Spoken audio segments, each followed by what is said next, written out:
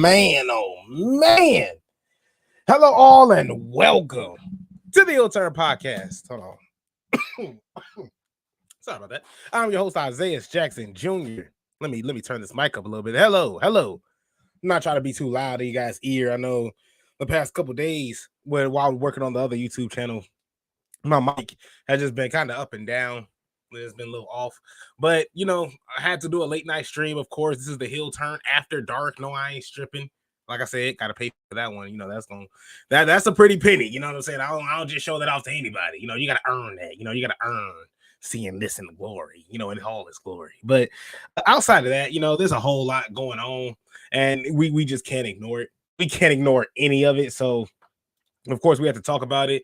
And honestly, I'm gonna be a hater when this sounds like me hating, but I think anything that I'm gonna talk about is going to be much better than what I saw. Anything of what Wheeler Yuta did today, because Wheeler Yuta was just Wheeler Yuta is just awful, man, absolutely awful. And if Daniel Garcia is going to be the one to take that man's spot, of course, with the Death Riders, I'm all for it. I'm 100% all for it. That's one thing I really would love to see at this point in time. Of course, got to get it to Jake Hager, got to get it to Becky Lynch, Rajah Jackson, and we're going to touch on AEW and, of course, AEW Dynamite as well. Like I said, just a whole lot of drama going on. Just too much at one time. Huge shout out to the boss, the Redeemer, Justin.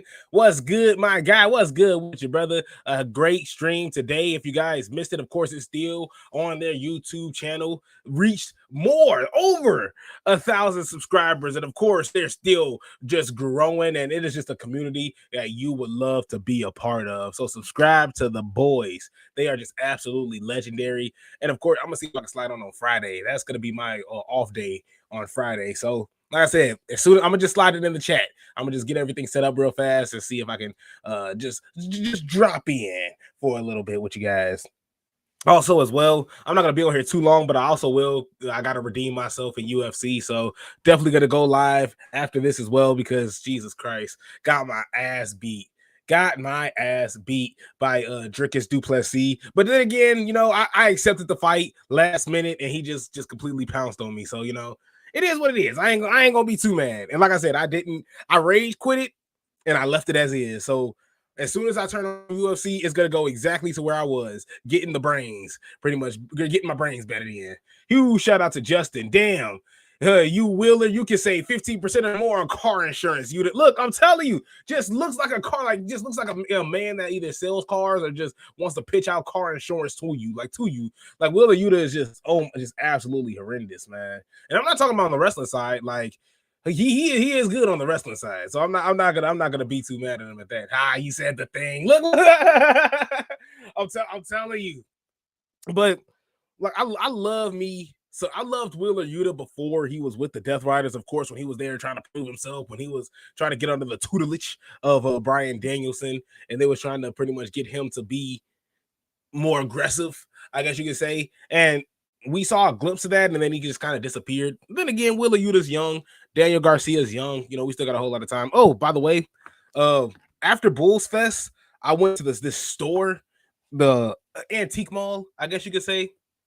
And they were selling out just pretty much posters. They were selling out frames. And all it is just they pretty much have a printout of like either a card or a poster, and they just put it in like some plastic and they put it on a frame and they sell it.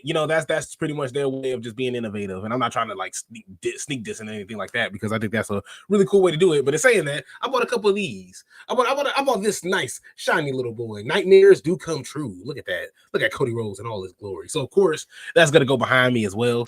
Also, of course, we were in Chicago, so I gotta get the Derrick Rose Freshman Punks Slam, of course, magazine with him and Eric Gordon. I had to come through. I thought those were just perfect finds there on top of that. But of course, he's gonna go behind me. I might have to drop me right there. Ooh, there it goes. I have to drop that frame over there. But dude is secretly relatives with the Geico Gecko. He look low key. It's like if the Geico Gecko but he moves like, what's his name? What's that man name? Randall from Monsters Inc. The guy that just he just has that little like slimy, like wormy-ish look to him. Like I don't like him. Wheeler Yuta, he was a cool guy. Now I just can't tolerate him. I just can't tolerate him at all. I want to touch on Rajah Jackson. So whoa, pause.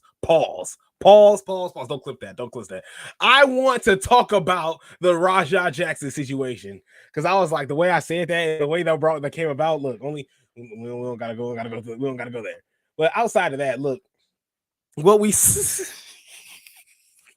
what we saw was truly despicable, man. Huge shout out to Psycho Stu, seeing that he just regained consciousness. Of course, is going to be living his best life because Jesus Christ, man, what he went through. Huge pause moment. Look, huge pause moment. I just fell right. I just fell right on top of it. I'm sorry. It was bad. It was really, really bad. So I had to stop right there. I'm glad I didn't finish the sentence, but the sentence finished itself. You know, I didn't have to. That's what it was. Well, but things are looking up for Psycho Stu. Look at that, regains consciousness with his looks like his family and just close loved ones.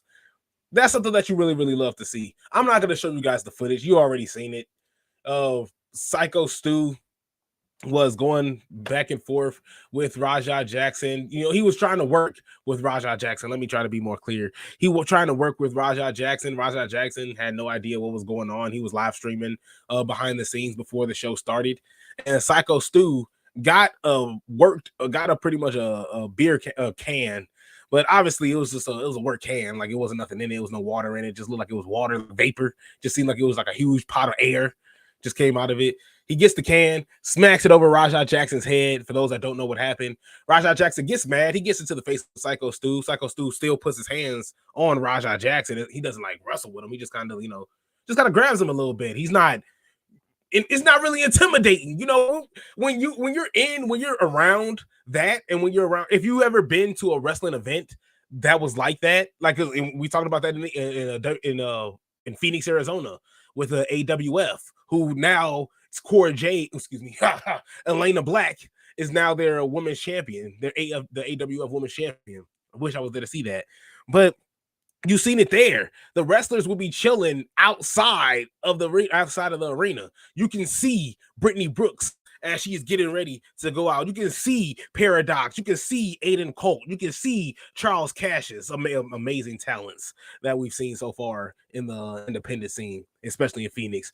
But it's so cool to see something like that. That even if you're walking in and you see a wrestler come up to you and they say something disrespectful, and they say something out the way, not to take it to heart. Not to take it in any sort of serious way. Now, obviously, you might work back. You might go back and forth with them. Obviously, you're gonna work back with them. But I really believe that at that point in time, Rajah Jackson, you should have known where you're at. You should have known where you're at in this situation. If that's me, if I get hit with a beer can in that situation, if I know what's going on, if I see around me isn't really harmful, I might just either fall to the ground or I might just pretend to get mad. Hey, bro, what's happening? I'm saying if that was me in that situation, and I know everybody has that, man. If I was me, if they would have smacked me with that beer can, I'm going to put my hands up. No, we are at a wrestling event. Now, if this dude smacks me with the beer can, get up, you stupid idiot, you ugly. Okay, brother. Okay, now you're doing too much. Like, now you're trying to embarrass me because now I'm live streaming. There's a camera. You try to do too much, But should Psycho Stu have done that? No. Should he have known better? Yes. In that situation, not a lot of people are going to work with you in that situation.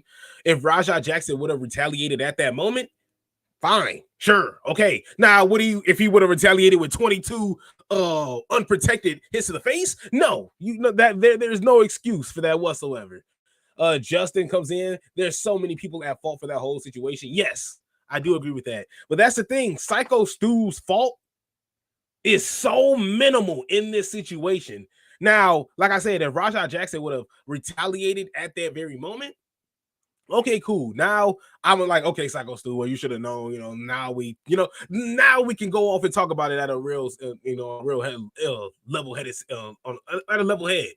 But it's just the fact that you waited this whole time. He's talking to his chat, bro. You think I'm playing? He said I can hit him for real. First off, Buddy in the cowboy hat. Psycho Stu, that should be the first dude you strangle when you get out of that hospital bed. When you get out of that hospital bed, when you feel like you're 100% and you feel like you're ready to take on the world and swing on whoever, that dude in the cowboy hat is the first person you should swing on.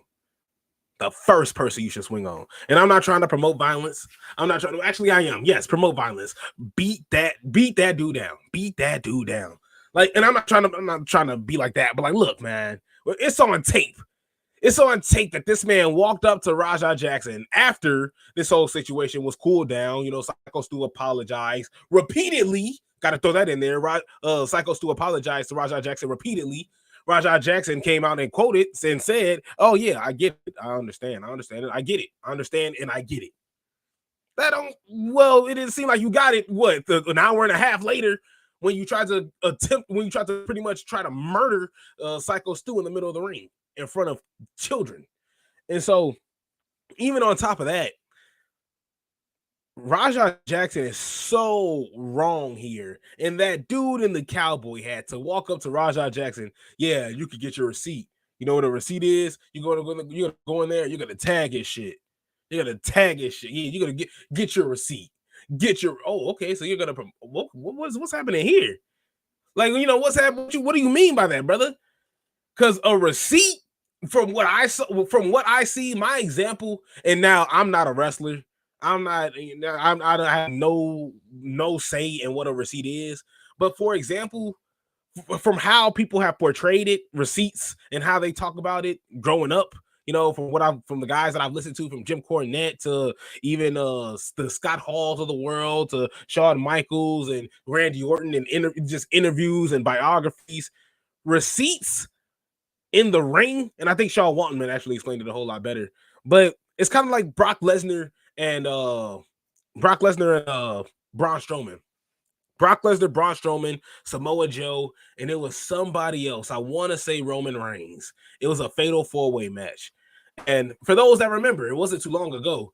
Braun Strowman knees Brock Lesnar in the face. Brock Lesnar just proceeds to get up and just punch the absolute dog shit out of Braun Strowman and tells him to slow the F down. That's a receipt.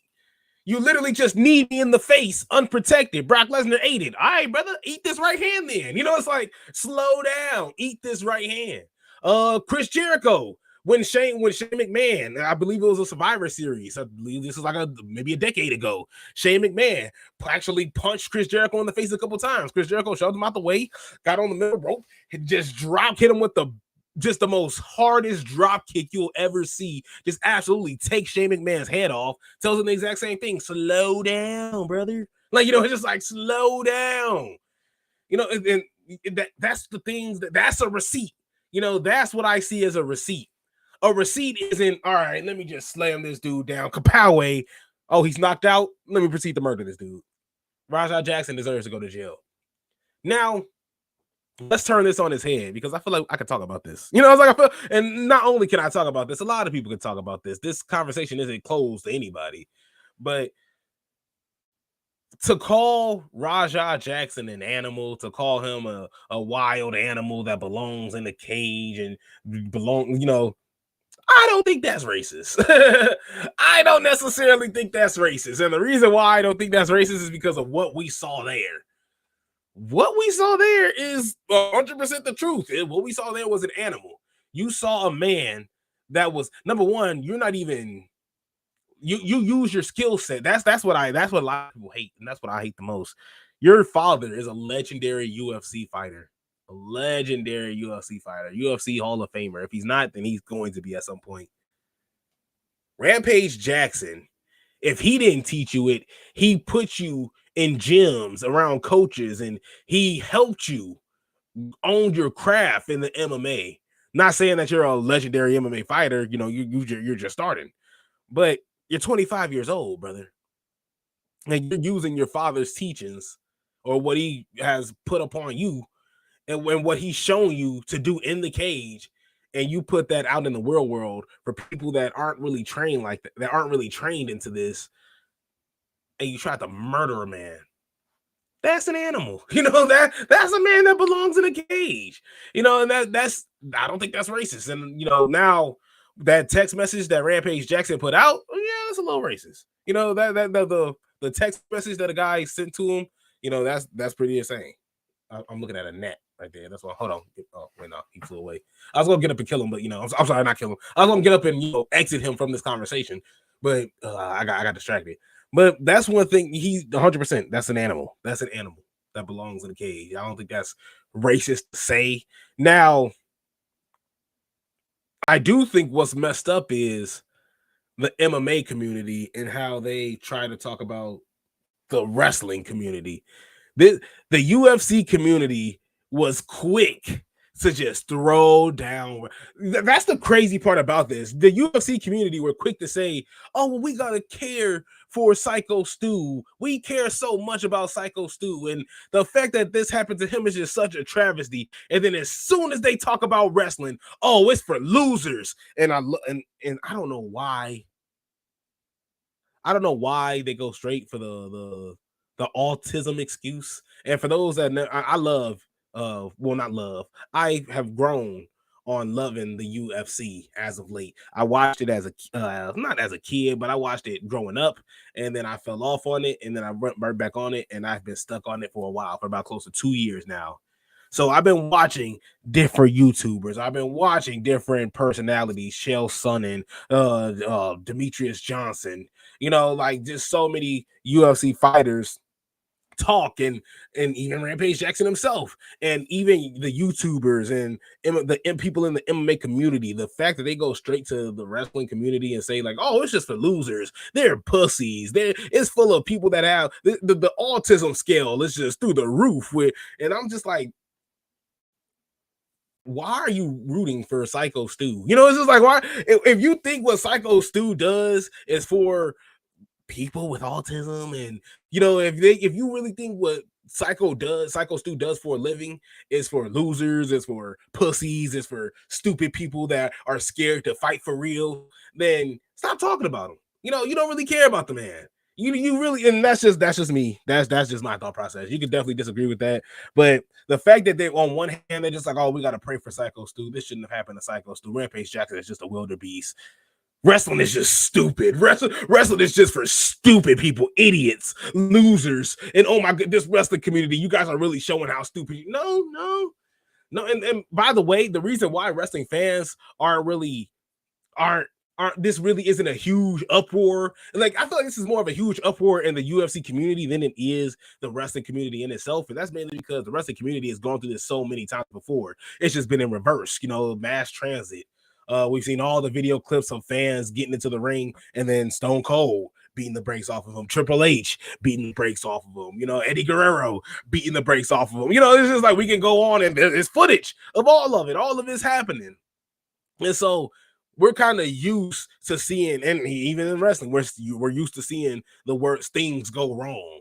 The worst of the worst just go wrong. And so I can see the MMA community being kind of shook and upset and just through the roof about this, when in the wrestling industry, this has happened for years. And so that's why it doesn't really shock me that also this came up as well. If I could just, let me see, where's it at? So I can actually put this on the screen right here. I was like, that's what I should have did this whole time. I felt like I just kind of ruined this, not really ruined it, but just kind of excluded this out and showing you the imagery of it all. But wrestler accused Knox K of cover-up in Rajah Jackson's incident, encouraged not to cooperate with police. Now, also got to throw this out here. I understand being frozen in the moment. I can understand still playing your part, selling in the show. But you just watched your brother get slammed to the mat unconscious and proceeded to, after the maybe 7th or 8th punch, you would think to just get up and stop. You would think to just get up and do something. There was a guy literally just laid out there selling on the bottom rope, just watching Psycho Stu get murdered. There's the ref right there watching Rajah Jackson murder Psycho Stu, trying to murder Psycho Stu in front of everybody. And yet nobody was doing anything. I was calling everybody soft at first. everybody that came out and talked. I was calling everybody that was there at that moment soft. And then when I seen that a couple of wrestlers went on the podcast and talked about it, I was like, well, these guys are even softer, because I felt as though they were just coming out and trying to not necessarily clip farm, but trying to get the views off of it, trying to get the views off of a situation by trying to be the hero in it. When in actuality, there was an actual hero in this situation. And that, of course, that guy is coming in, wrestler Doug Malo, aka the Epic. He was the man who jumped in the, they say it's jumped in the cage, but jumped in the ring and pulled Jackson off of Psycho Stu. And he appeared on the Scaling podcast to discuss the incident, and his friend Ian Morgan shared private messages from the Knox K higher-ups asking them not to speak about the incident to authorities without guidance from the organization. And so he comes and says, and I quote, "People at this school are being encouraged not to cooperate with the police. From what I hear, the police were investigating the scene shortly after Stu was removed, and there have been multiple requests that have gone downstream from upper management to not talk with the police directly. If they are contacted, to only let a certain group of individuals interact with the police. This is extremely dishonest. You let your friend almost die, and now you're trying to have people lie for you. And screw you." He didn't say screw you, but screw you to every single person who replied to them. "Yes, sir. You're all weak sacks of shits, and I hope you rot in hell. You are wasting oxygen that other people are breathing. And if you continue to be complacent in this investigation and you side with the people who you know are in the wrong, I wish you nothing but the worst for you."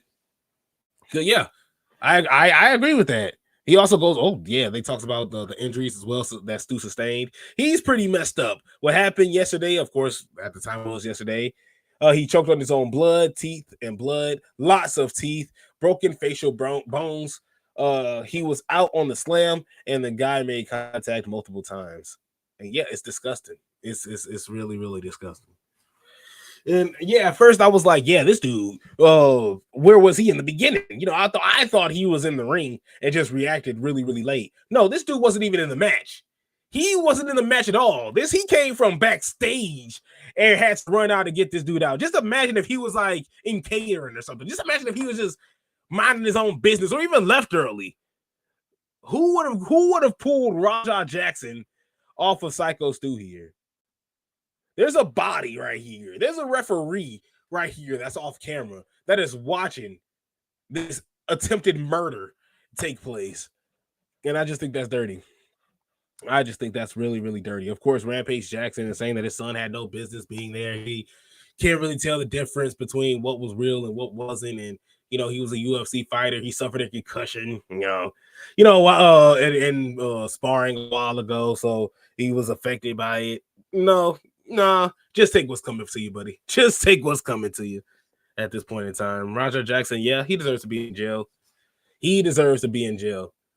I don't think the commentary behind him not necessarily is giving people some excuse to be racist, because just look at Rampage Jackson's Twitter and see the messages that he's been getting. The words that they're using to describe his son, I think, is disgusting. But calling his son, I can name one guy, like the MMA guru. He talks about how Raja Jackson is an animal that belongs in a cage.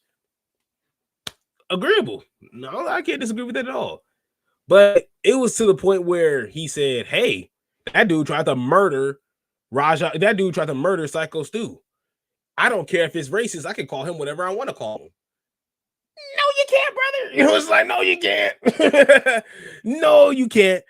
But to say that this man was acting like a wild individual, a wild animal that doesn't need to be in a civil environment, I think that's agreed upon. That's 100% agreed upon.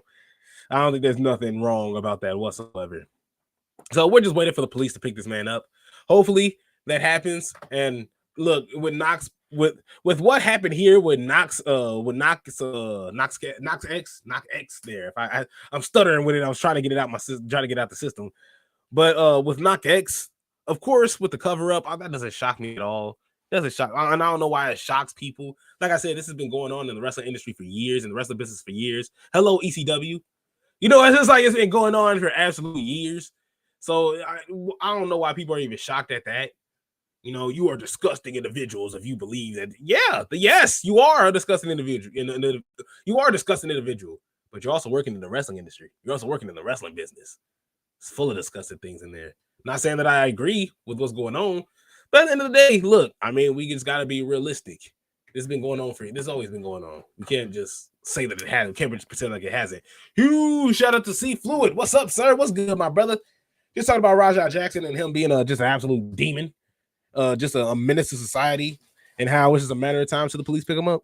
Just a matter of time till LAPD swarms in, picks him up, sends him to jail. Now, if Psycho Stu doesn't press charges, or I mean, there is no pressing charges. You try to kill the man. Tried to kill the man, and it's on videotape.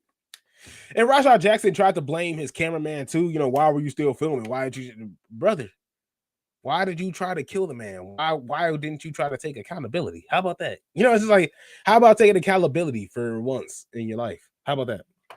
It's funny how these wrestlers are acting like they're holier than thou, though. Exactly. Like I said, the only one I would give credit to is Doug Malo, the Epic, because he wasn't even in the match and he ran in, swarmed in to protect Psycho Stu. The fact that he was waiting for something to happen, he wasn't even in the match, and there's people in this is a multi-man match, I believe, and yet Psycho Stu had no help. The referee sat there and just watched the man get murdered. I don't care. I don't. If I, like I said, I could do if this was a me situation when Rajah Jackson is behind the scenes at a wrestling event. I can't tell you what I would do if the first thing I seen is an attempted murder happening in front of me. You know, it's just like, I would hope I would love to think that I would have taken action immediately just based off of past experience. Not saying that I've stopped people from attempting murdering themselves, like trying to murder people, but I have reacted quickly in certain situations that needed a quick response. So, you know, it's just like, I would hope that in that situation I would have responded quickly. And it just, and then I didn't even get to the worst part. There's a difference from back in, I believe this was 05, like weeks before Eddie Guerrero passed. I believe Eddie Guerrero passed 05, 06. But this was weeks before Eddie Guerrero passed away. He was in a multi-man match as well. I believe this was a tag match. And he was going on he was coming off of a hot tag, and he like starts blinking a little weird. He takes a knee and then he just lays out. JBL just gets on top of him, pins him 1, 2, 3. They get him out of there. You know, and then Eddie gets checked after. JBL pins him because he just wants, we got to get out of here. We don't know what happened. I just got to pin you, and we got to get the hell up out of here. Understandable. They checked on Eddie Guerrero with the quickness, and it was only like a second response. What they did with Psycho Stu was so demonic. They watched that man get beat unconscious. They watched this man get slammed unconscious and then proceeded to get absolutely destroyed. 22 unprotected face shots. You know, and that is just so unreal to an MMA fighter at that. And then the referee has the smart decision of, well, he's dead. Are we gonna pin him? You know, nobody's just gonna pin him. We're just not. So I'm not gonna do anything. So you're gonna take quick action to end the match by pinning the dead guy. And I'm not trying to be disrespectful when I call Psycho Stu the dead guy, but damn it, he could have been anything at that point in time, and they would have just been like, that is just, they handled that horribly. Everybody there fired. I don't care if I'm Rikishi. If I'm Rikishi, the owner, of course, I'm fired. Oh man. You were in the match. What's your name? Stupid Billy? Yeah, Stupid Billy, get your ass out of here. Okay. Who are you? Who are you? Yeah, get your ass. I don't even want to know your name. Get your ass out of here. Like, I don't care who you are. Referee, I don't even want to know your if I'm Rikishi, I'm blackballing this referee. He's the dude that did nothing while Psycho Stu was getting murdered in the ring. Huge shout out to C Fluid. Hannibal the YouTuber sliced up a ref without consent. Bob Holly twice beating up wrestlers. JBL taking liberties with the blue meanie. This happens all the time. And respectfully speaking, everybody is at fault in this situation. Yeah. We talked about it early on. Psycho Stu smacked this dude upside the head with a can and still proceeded to put his hands on him later on, even as Rajah Jackson was getting heated. He put his hand on his neck and shoulder, like, buddy, he's not working with you. You know, if he no-sold the can spot, he ain't working with you, buddy. And not everybody's going to work with you, you know. And so for you, but you apologized. It's over. Yes, he admitted he was in the wrong at that time. Now, for the booker to come through, yeah, we're going to do something. We're going to put her in the match. And then I already talked about the guy in the cowboy hat. The guy in the cowboy hat, like I said, Psycho Stu, handle that business. As soon as you feel like you're 100% healthy, take that man in the black cowboy hat out expeditiously. Matter of fact, if I'm Rikishi, firing him too. Blackballing his ass too with the referee. Go to hell, both of y'all. Like, you know, it's just like at that point in time, because y'all, there was no hope. There was, well, at least for the guy in the cowboy hat, he provoked this, at least more than anything. Of course, and Rajah Jackson's chat was also egging him on as well. Everybody was wrong in this situation, but Psycho Stu apologized. Psycho Stu apologized. Huge shout out to C Fluid. Not to sound insensitive, but Stu was driving on the job. Driving? Drinking? was he drinking on the job or driving on the job? But look, Psycho Stu, I mean, if he was, That's a professional. Oh, yeah, he was drinking on the job. And yeah, I mean, if he was, then yes, that's 100% unprofessional. And honestly, as soon as I saw, this isn't funny. I'm sorry. That wasn't funny. Erase that from your memory. But the one thing that I saw when I knew Rajah Jackson was cooked after, outside of the video footage of him trying to murder Psycho Stu, but after we started seeing, you know, the footage of that, and then the next thing was, oh, Psycho Stu was an army vet, and this was helping him get through his PTSD. I was like, brother, you're going to jail for life. I was like, brother, you're going to jail for life. I'm sorry, Rajah, you going to jail. I just seen him with the American flag, looking like Hacksaw Jim Duggan. I'm like, yep, brother, it's raps. I was like, it's raps, Rajah. I'm sorry. Okay, I'm sorry.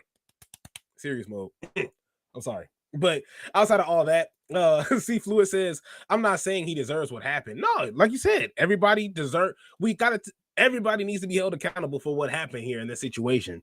Psycho Stu provoked Rajah Jackson early on. The only reason I took Psycho Stu out of it is because they apologized and Rajah Jackson accepted the apology. Boom. Over. We should be done. You know, like that should be over within that situation. And of course, you have the booker. Yeah, I mean, we're gonna let him come in your match. You know, we're gonna do something. You know, but that's the thing. That's why Rajah Jackson can't get out of this, because these are all wrestling terms. If you're around this, you should know what's going on. You know, he even said, the booker even says, you know, he thinks that we're working and we're always fucking working. Yeah, you're always working. They're always working. Yes. You know, so everything, what you see is not what you're getting. You know, it's like, and I'm not trying to say the F word, you know, FAK, you know, I'm not trying to say the F word, but what Rajah Jackson should have known in that environment, okay, let me put my guard should be down here in this situation. But no, he let his chat feed his ego. And of course, you know, afterwards, he's on his he's still on stream and he says, ain't nobody, I'm sick of people playing with me. Sick of people calling me a bitch. I ain't no bitch. Okay, but brother, you an MMA fighter. You look like you got beat up anybody. Ain't nobody call you a what? I don't even remember Psycho Stu even calling you that, brother. You know, it's just like, and so you have problems, you got bigger problems you gotta worry about. And so that's one thing that really stood out the most. But hey, look, like I said, Rajah Jackson deserves everything of what's coming to him. Chael Sonnen, you know, Sean Strickland, those guys, of course, are in defensive for him. Some people that are Rampage Jackson fans, so Rampage Jackson friends as well. But at the end of the day, what's wrong is wrong. Psycho Stu was wrong in the beginning. He apologized. They made up afterwards. Everything what happens afterwards is 100% Rajah Jackson's fault. And then, of course, on the getting out of the outside, guy in the cowboy hat the referee, and everybody else in that match. You guys, yeah. I believe the Epic came out and said you guys deserve to rot in hell. I mean, it's just like I don't feel that strongly, but I ain't gonna say he wrong. It's just like I'm not gonna say he wrong, and I'm not gonna say he wrong for feeling that way. But at least Rampage Jackson took accountability for his son's action because his son ain't gonna do it. But he said he don't condone what his son did. I'm gonna let justice play out. I wish I could have been there. Hopefully one day I can meet Psycho Stu and shake his hand, and I hope he can forgive me as a father. I think that's respectable. Even if it is AI generated, even if it is from a Chat GPT. Even though he said it on his kick stream, but you gotta put together something. You got to put together something. And like we said, this is just a dirty situation, a dirty, dirty situation. But this situation, I don't necessarily think it's dirty. I think that, I don't know. I need you guys to say, I need some help here. I need some help here because I don't necessarily think there's nothing wrong here, but it's touchy.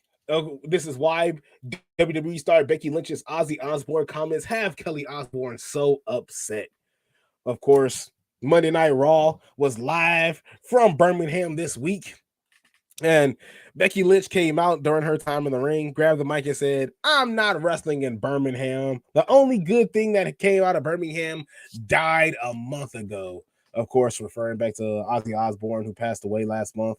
And then she says, "But in fairness to Ozzy Osbourne, he had good sense to move to Los Angeles, a proper city, because if I live in Birmingham, I die too." Boom! When she said that, I fell out. I was like, "Oh, she cooking." I was like, "This is old Becky. This is the Becky I like." I was like, "This is the Becky I like." Like, because usually for the past of you guys, I know we've been inconsistent with the streaming, but I've been on the Becky hate train for a while. I'm not on the Becky Hogan. I wasn't saying she was Becky Hogan. I wasn't going that far, but she was getting on my nerves. I had some Becky Lynch fatigue, but that's that talk I like, Becky. That's that talk I like, Becky.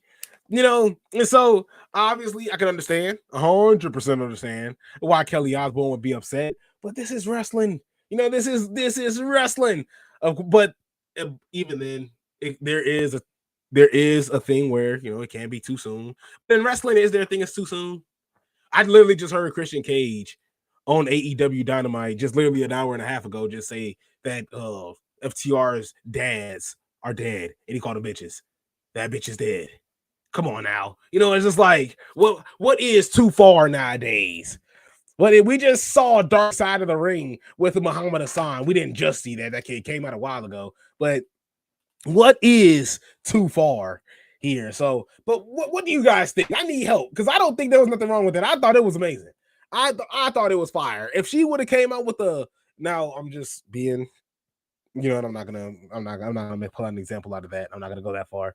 But of course, Ozzy died last month after a battle with Parkinson's disease. Amazingly, he was just on stage 2 weeks before his death. And in an emotional tribute to Ozzy Osbourne, fans lined the streets of Birmingham, and his family walked in a procession to honor the legend. And so, even though this is really, really messed up for Becky Lynch to bring this up, I mean, you can't admit that was a bar. You can't admit it was a bar. That's a bar.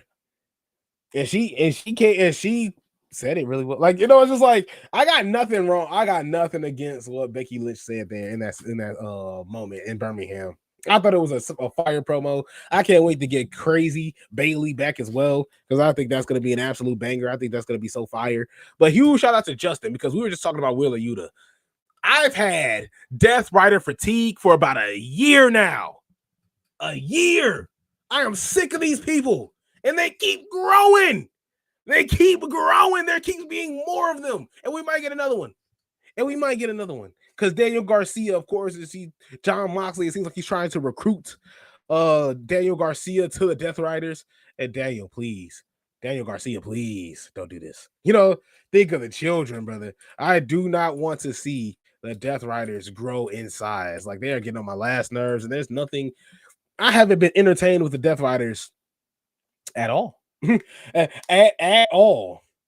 Now that that we're getting all this, like, and even shout out to Daniel Garcia because he did spit a really, really solid promo. You know, Swerve is out, Ospreay is out. He tried against Moxley, but made mistakes. You know, it's just like, and he just talks about the mistakes he made. He's not going to be, trust me, I don't think he's going to be as effective with the Death Riders. I think he's just going to be playing that Wheeler Yuta role. And it's just annoying. I don't want to see this. Jon Moxley, no selling clothes. Like, Jon Moxley fights like he's Mark Henry. Like, and what I mean by that is, you try to hit Jon Moxley with a clothesline, he ain't going down. You hit him with a punch, he ain't going down. You get on top rope, hit him with a drop kick, he ain't going down. It takes a lot to bring Jon Moxley down. You hit him with a body slam, he's just gonna my back. Let me just get back up with the quickness. There's no whole lot of no selling. Get somebody there. Well, I mean, you got shout out to C Fluid. Not as much as a Don Callis family. Yeah, you got a point there. Don Callis is annoying. They keep growing. And that's the thing. At least with the Death Riders, when they grow in size or when they still become annoying, when they keep doing the same old thing over and over again, they stay consistent and you see them often.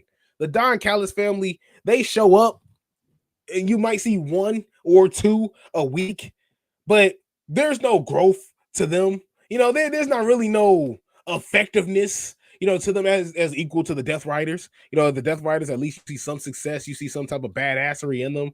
Outside of Konosuke Takeshita, you know, we've seen Josh Alexander go down. You know, Warlow is finally making his way back again. As annoying as it is, Kyle Fletcher is finally getting his stride back, but there was a point in time where he was losing a decent amount. So it's just like, brother, you know, you keep giving all these people, but where's the success at? You know, what's your success rate? Your grappling is 0. You know, it's just like there is no work in there's no help in your game. There's no strive. And so I really, that's what really bothers me the most about the Don Callis family. So I can understand where you're coming from. It's just the Death Riders. We just see them a whole lot more often, and it's the same thing over and over again. And Jon Moxley taking the moves from Seth Rollins, and which I ain't complaining about. You know, go ahead. Like those are your guys, and you are the man here in AEW. It's as annoying as it is. You are the man here in AEW. I'm glad you don't have the title. I'm glad I thought we wouldn't be able. I thought we weren't going to be able to see Jon Moxley as often as we were. But it's just that we're still seeing guys fall out, you know, of AEW. Will Ospreay getting taken out, Swerve Strickland getting taken out. It's just annoying. Let's just stop this. Let's put an end to this. Let's put in all this. Let's put in all this. I'm getting sick of Kenny. Like, I'm not really too sick of Kenny Omega. I'm getting sick of Kenny Omega dealing with Don Callis. That's what it is. I'm just getting sick of it all. I want all of this to end. I'm getting sick of the Young Bucks. The Young Bucks have been getting on my last nerves for the past 5 years. 5 years. This is even before the whole CM Punk thing. Like I just never saw them as great wrestlers. I'm sorry. I just never saw them as great wrestlers. Are they really, really are they good? They're all right. You know, it's just like they're all right. They're all right. They're all right. They're all right. That's all I got for you. That's as much as you're gonna get from me. They're all right. They are all right. So honestly, I really, really want to get into Jake Hager as well, because Jake Hager was trying to scorch earth as well, talking about his decision to retire, why he fell out of love with pro wrestling. Jake Hager was so boring. So boring. He was on CVV, and I won't lie to you. His went. How do I say this? Because this is going to come off very, very well. No, it won't come off. I don't think it's going to come off hypocritical at all. Because, like I said, it's wrestling, so you should know when things should be taken seriously and when things. I think ones and P. The monster. No. Do not play. Do not. But look at that. The Young Bucks should be working behind the scenes. No, I do not trust. That's the thing, Seafood. I don't even trust them behind the scenes. I don't trust them with anything. I don't trust them with anything. I trusted them with a video game, and that was mainly Kenny Omega, but he failed me. They failed me. The Young Bucks always fail me. I don't trust them with talent. I don't trust them with booking. I don't trust them with putting together matches. I don't trust the Young Bucks with anything. I don't even trust him with merch. I don't trust him with merch. So it's like, no, I'm sorry. Tony Khan had to take power out of their hands to begin with, because of not necessarily the company failing, but just because of how things was turning out, it just wasn't in Tony Khan's vision. The fans weren't liking it, so you had to put a boot. You had to put the boot to it. And so that's one thing that really stood out to me the most with at least the Young Bucks there. They just been my last nerves. I don't think they've never entertained me to like the point of like a FTR or a American Alpha, if I could go all the way back, so that's just how I see it so far. Who shout out to C Fluid? After all the time and money, Jake should have fixed that list. You dirty. That's a dirty game you playing, brother. You dirty for that. Now we being disrespectful, and I love it. It's just like, and I love it. But even going from back to Jake Hager, you're 100%. The funniest thing I saw from Jake Hager was him and MVP back and forth. When MVP was talking about being from Florida State, and when Jack Swagger at the time was like, "Yeah, you did go to Florida State Penitentiary." It's just like, what? I was like, what? And I understand the role he was playing, but I was like, oh my goodness, like that sent me on a whirlwind. I was in tears. That was the most entertaining I've ever seen Jack Swagger become or was. Because even when he was serious, doing push-ups, having the fireworks behind him, brother, nobody took you serious. You were boring. Absolutely boring. It was just a struggle to get through a Jake Hager match, to get through a Jack Swagger match, a promo. And as soon as you see, he was a walking bottle of NyQuil, man. If I could just be blunt there, just a walking bottle of NyQuil. Absolutely boring. Put you to sleep with anything he's done. Of course, he talks about his decision to retire. There it goes. I finally found the X button. I was looking for it for a while. But he talks about his decision to retire. Yeah, I'm sorry, brother. I ain't going to read all that. But I had done it since 2006. Dedicated a lot of my best parts of my life to the sport, roughly 17 or 18 years. Very grateful. Had a good gig for most of that time and blessed to do it. And I'm told Vince once I told Vince this once. The wrestling, I'll do it for free. You got to pay me for the driving. And so it kind of led me at where I'm at now, and I am excited. So, of course, pretty much pro wrestling, you're a professional driver. You're going Friday, Saturday, Sunday, Monday, Tuesday, and then you're home Wednesday, home for 36 hours, and then you're back out Friday. Every single one of those days, you're in a rental car, you're driving from town to town, making it town. So it really stuck with me. I kind of like, and it kind of like influenced me to get into the truck driving business because I'm already a professional driver. That I think is pretty cool. But here is why he fell out of love with wrestling. I'm very jaded from my exit at AEW. I'm very proud of the stuff I did there, but at the same time, I find myself questioning right now.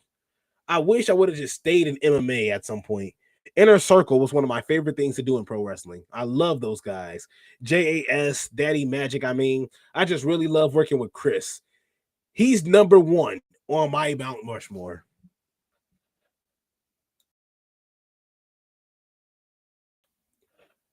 He's number one on my Mount Rushmore. Is Chris Jericho on y'all Mount Rushmore? Can I be honest with y'all? He's nowhere near my Mount Rushmore. Maybe I'm just a hater. And that's not I've been consistent with this. I've been consistent with talking about how Chris Jericho has always never been my favorite wrestler.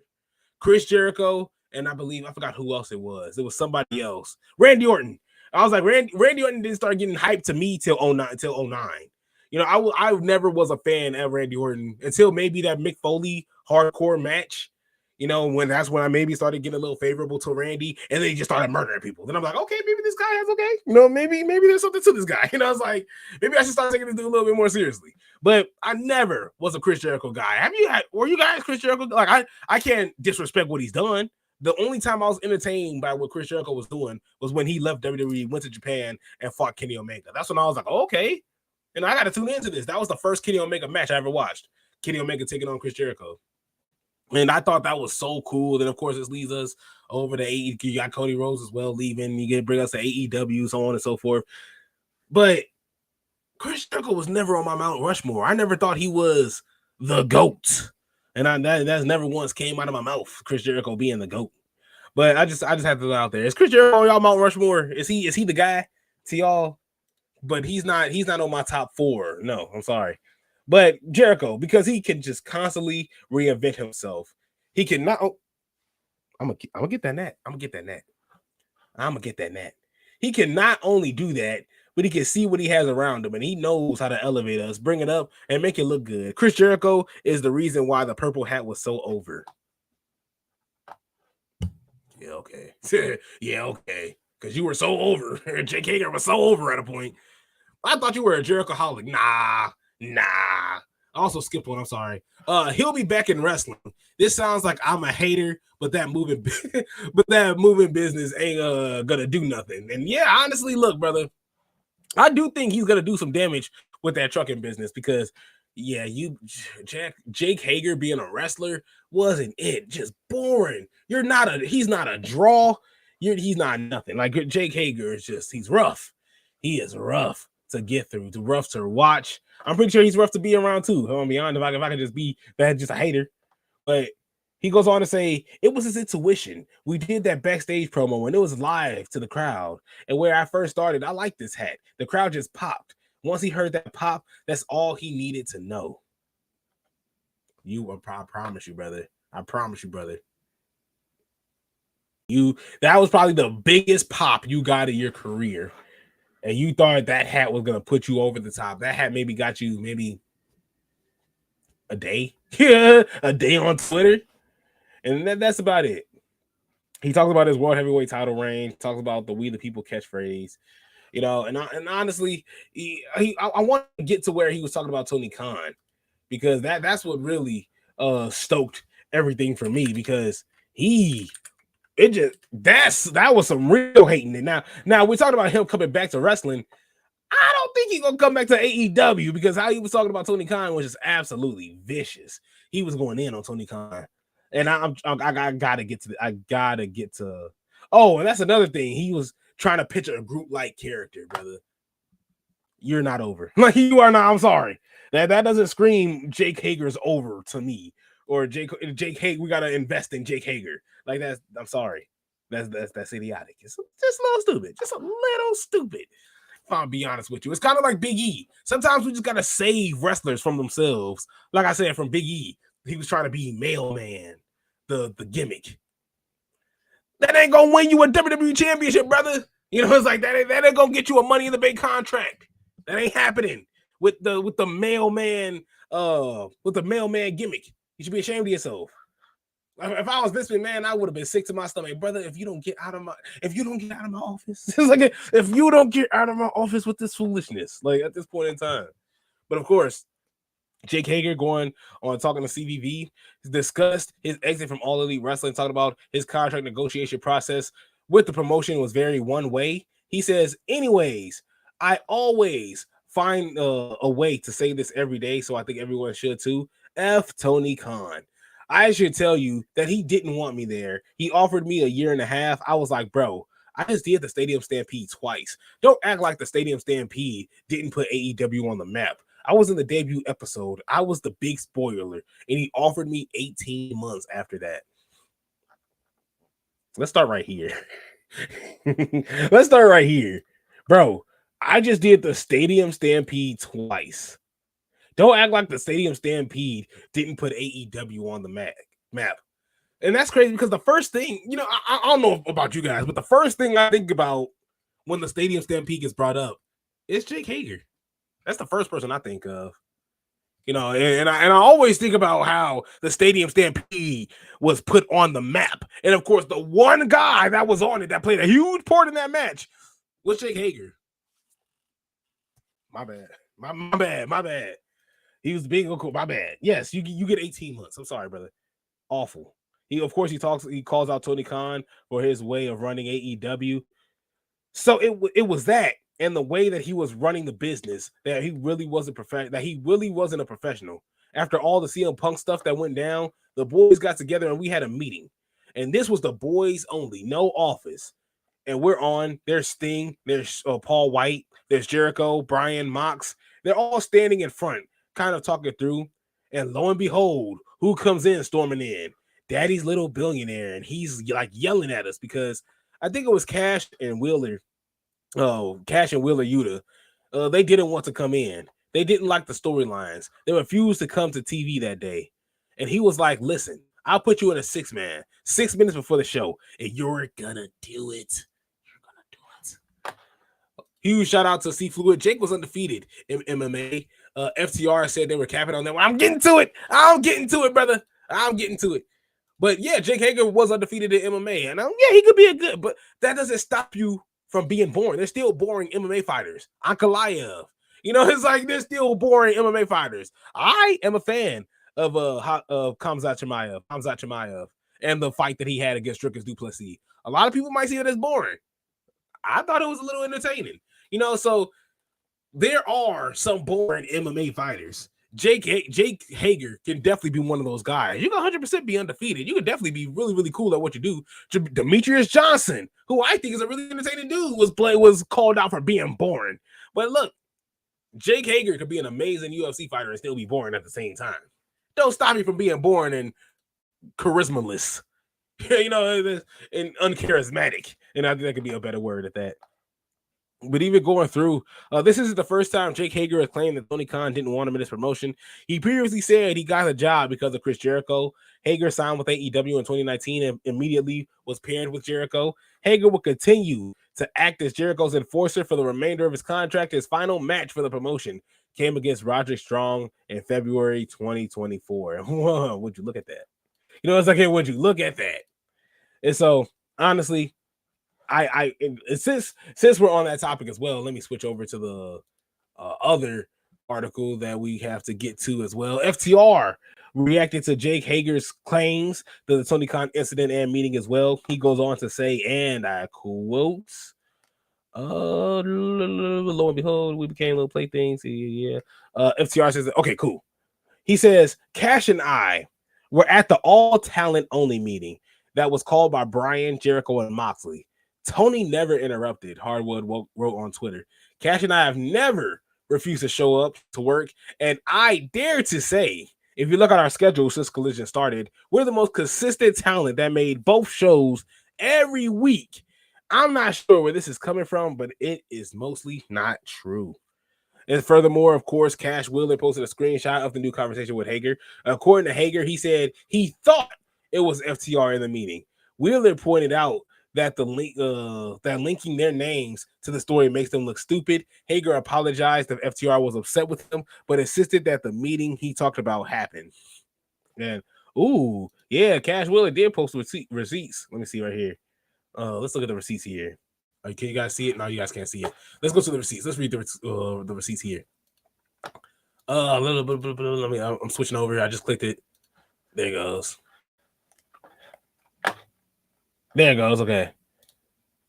So if I can just zoom in. Okay. How about this? What? Hello? There you go. Okay, it's just not going to do it for me. So he goes on to say, I apologize if you're upset. This is Jake Hager. I apologize if you're upset. I said, I think it was you two. Didn't say it was definitely was, but that meeting happened. And then, of course, Dax says, I know, but to say I think and then actually say our names makes us look like a-holes. And it wasn't even us. We're a-holes, but we show up to work. I apologize. I shouldn't have said your names, especially when I didn't know for sure. So he got pressed. This is Cash Wheeler, excuse me. Cash Wheeler pressed Jake Hager, and he got an apology out of him. And of course, you have the right to post that. You got receipts. You have the right to post that. Was there continuing comments with Jake Hager after he says we became his little playthings. We had to wait outside his office. His storylines were very good at debuting, but we could never carry anything through. It got to the point where you couldn't tell him anything. Talking about Tony Khan, Jake Hager talking about Tony Khan. He couldn't take criticism. He was messing up, and we weren't just having to deal with it. We all had blood, sweat, and tears put into that company. We were all there at the beginning, and we all had our careers behind us that helped build the company. And we had it just sit side by side, and we couldn't do anything we wanted to. We couldn't do anything because he wanted to run it the way he wanted to run it. Huge shout out to C Fluid. Tony doesn't seem to give me them vibes. He also comes in to say Tony Khan seems a little too soft, respectively speaking. And yeah, Tony Khan doesn't seem like the guy that's going to storm in. And I mean, you look at the footage with CM Punk And CM Punk and who did he choke out? Who did he choke? Not choke out necessarily, but put in the chokehold. Jack Perry. Just look at that situation where even afterwards, after the chokehold happens, CM Punk is pointing at Tony Khan, telling him about himself, and Tony Khan just pretty much just sits back down, pretty much just in his position. You know, it's just like Tony Khan is not necessarily, because I promise you, if that, and I'm not trying to be that guy, if that's Vince McMahon or Paul Levesque, first of all, Paul Levesque would have a heart attack trying to stretch out and try to attack this dude, if I'm being honest with you. And I'm not trying to be insensitive when I say that, but look, you know, like Triple H would have hurt himself trying to attack somebody who trying to disrespect him. And Vince McMahon would have tore his quadriceps trying to go out and attack the guy trying to disrespect him.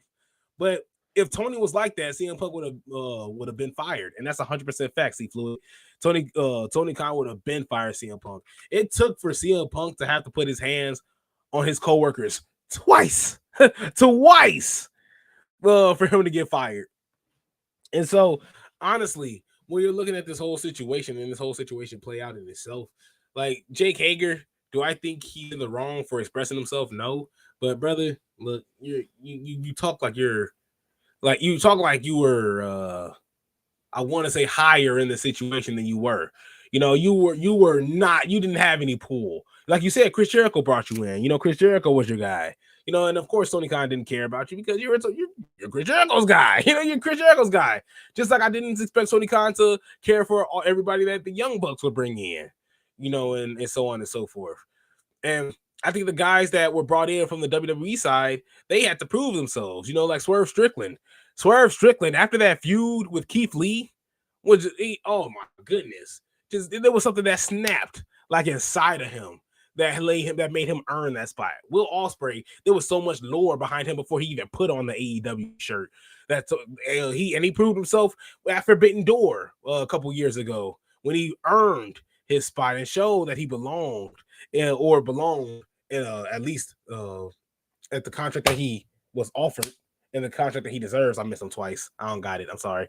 But it was one of those things that I really believe that Will Ospreay, you get that Tony Khan treatment. You get that Tony Khan love because you earned it.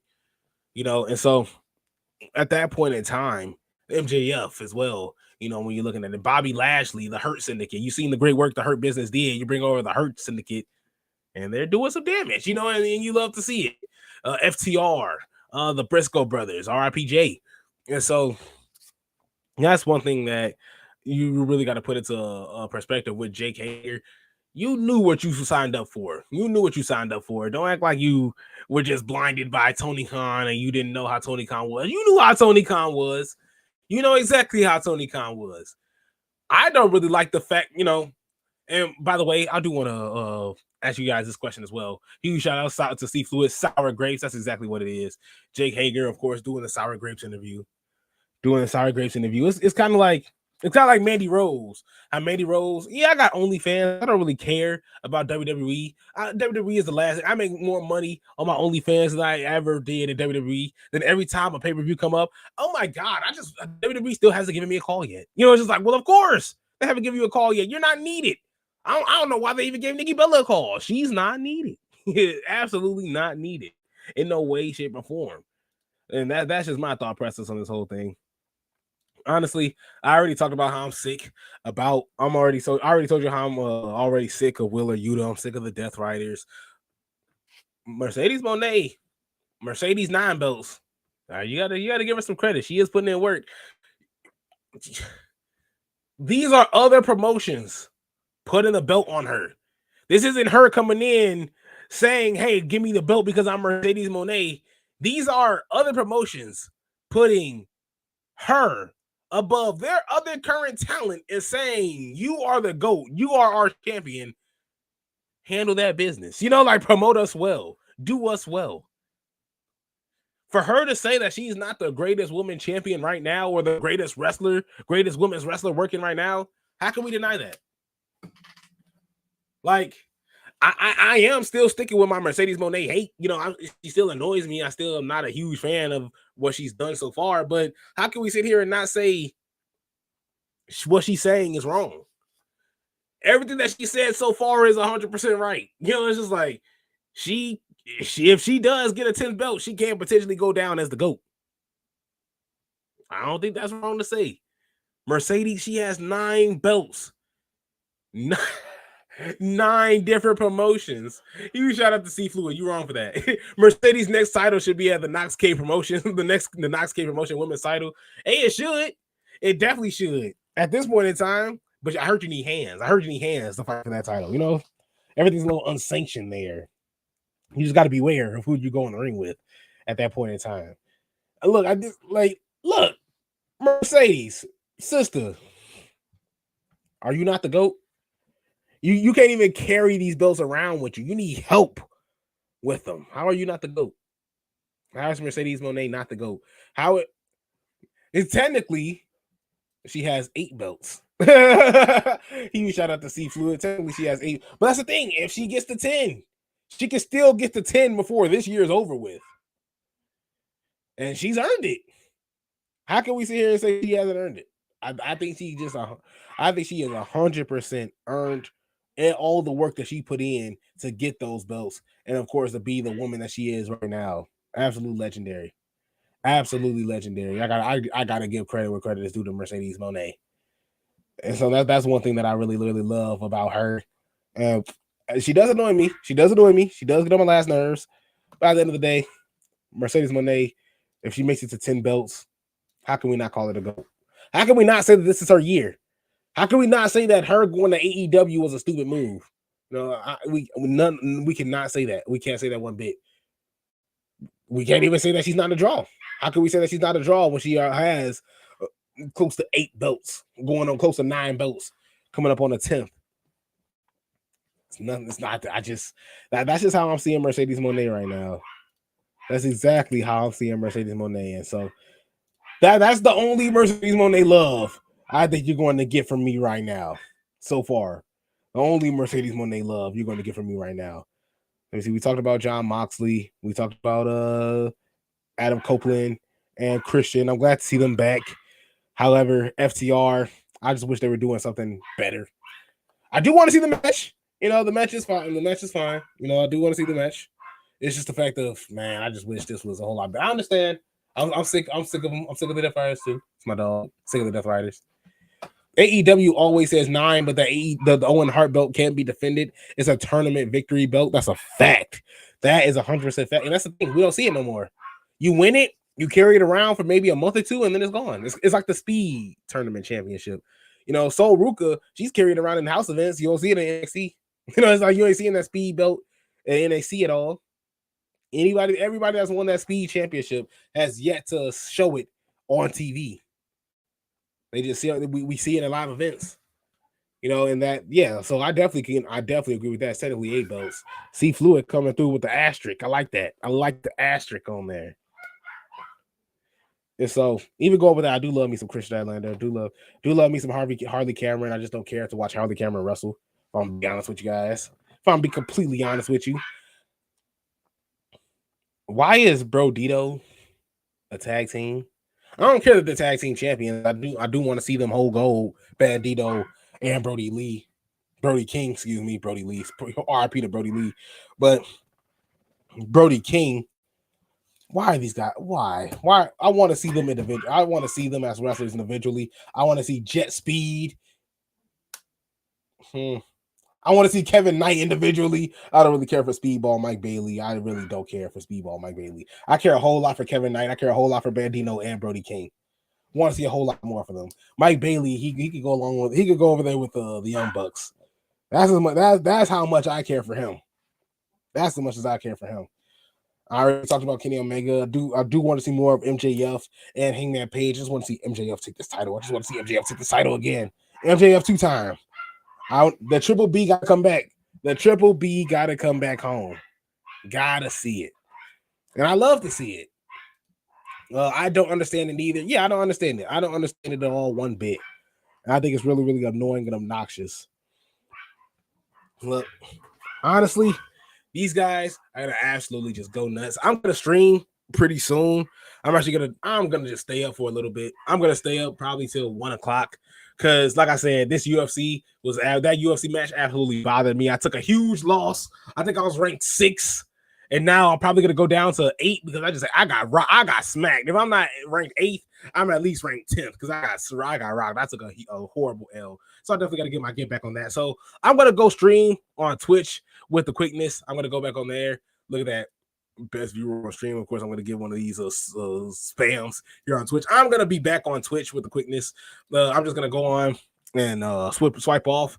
I'm going to get away from the wrestling talk because I'm going to come back and talk wrestling either tomorrow or Friday. The reason why I say either tomorrow is because I'm working both jobs tomorrow. So it's going to be a full day. It's going to be a full day. Gonna be at 8 a.m. to midnight, 8 a.m. to midnight type of day tomorrow. So I'm gonna see if I can come in and stream, do a little late night stream, or just on Friday, wait till I get off work number 1, and watch SmackDown. Hopefully with Circle of Debate, see if I can come in and tune in with them, and then talk about wrestling as we go along well there as well. So slide over to Twitch. I'm gonna have some fun there. Thank you guys so much for tuning in. Definitely miss your boy Devin. Definitely gotta show some love to the boy Devin the Clock. He said, dang, 8 a.m. to midnight. Yeah, but that's the thing. I love those days. I love those days because look, I'm doing the one thing that I love to do at the end of the day. If it was in reverse, where I did the work I loved in the morning, and then I had to do the work that I really care for, but not care for as much as the job I'm talking about, then I would struggle a little bit. I would 100% struggle, but I do like the schedule. I can't complain too much because it keeps you out of trouble. Not that I am trouble, but it keeps you out of getting out of bad things.